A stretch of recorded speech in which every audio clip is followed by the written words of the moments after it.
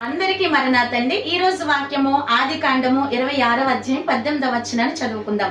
అప్పుడు తన తండ్రి అయిన అబ్రహాము దినములలో త్రవ్విన నేల బావులు ఇస్సాకు తిరిగి త్రవ్వించెను. ఆమేన్. ఈ వాక్యము మనం చదువుతా ఉన్నప్పుడు అబ్రహాము గారు మృతి పొందిన తరువాత ఫిలిస్తీయులైన వారు ఆ బావులను ఏం చేశారంటండి? పూడ్చివేశారు. ఇస్సాకు వాటిని త్రవ్వించెను. అనగా ఈ వాక్యం మనకి ఏం నేర్పిస్తా ఉంది? బావి అంటే అర్థం ఏమిటి? మన హృదయాన్ని సూచిస్తా ఉందండి.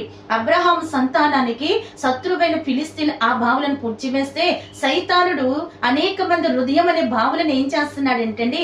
చెడు తలంపుల చేత, చెడు ఆలోచన చేత, చెడ్డ పనుల చేత అనేక మంది హృదయాలను వ్యర్థమైన వాటి చేత పూడ్చివేస్తా ఉన్నాడండి. మీరు ఎప్పుడైనా మీ హృదయాన్ని దర్శనంలో కానీ మరి కలలో కానీ చూసుకున్నారా? ప్రభు సన్నిధిలో అడిగారా? ఎప్పుడైనా మీకు కనిపించిందా? ఏదైనా ఒక పాడుబడిపోయిన బావి కనబడుతుంది అనుకోండి, అది హృదయమునకు సూచిస్తా ఉంది. అందులో మరి ఉన్న చెత్త చెదారము లోకములో ఉన్న వ్యర్థమైన వాటిని సూచిస్తా ఉంది. కనుక అలాగే ఎప్పుడైనా కనబడితే ప్రభు సన్నిధిలో అడగండి, ప్రభువా పాడుబడిపోయిన బావిలా ఉన్న నా హృదయాన్ని మంచి నీటి ఊటగా మార్చమని అడగండి. అప్పుడు ప్రభు ఏం చేస్తారంటే అండి, మనలను మంచి నీటి బావులుగా మారుస్తూ ఉంటారు. కనుక ప్రభు వాక్యము హృదయాన్ని శుద్ధి చేస్తా ఉంది. ఈ వాక్యం వినుచున్న ప్రతి ఒక్క హృదయాన్ని దేవుని వాక్యము శుద్ధి చేసి దీవించును గాక. ఆమేన్.